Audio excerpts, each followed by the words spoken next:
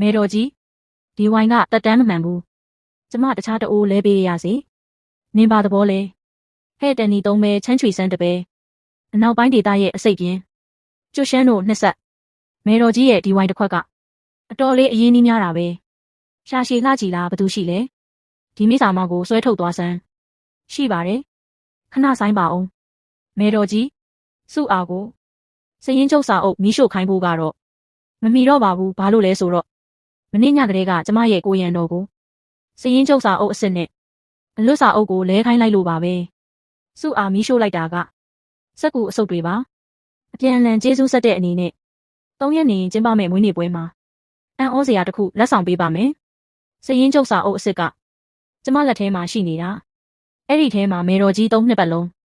နန်းတွင်သမားတော်ကိုဝယ်ယူပြီးခမဲတော်မင်းကြီးကိုအစိတ်ခတ်ခဲ့တဲ့စရင်တွေအသေးစိတ်ရှိနေတယ်အခုလူများရှိမှာဖတ်ပြရမလားဟင်မေတော်ကြီးကျမ်းမာရေးမကောင်းလို့နန်းဆောင်ကိုပြန်ပို့ပြီးအနားယူစေဒီနေ့ကိစ္စကိုဘယ်သူမဆို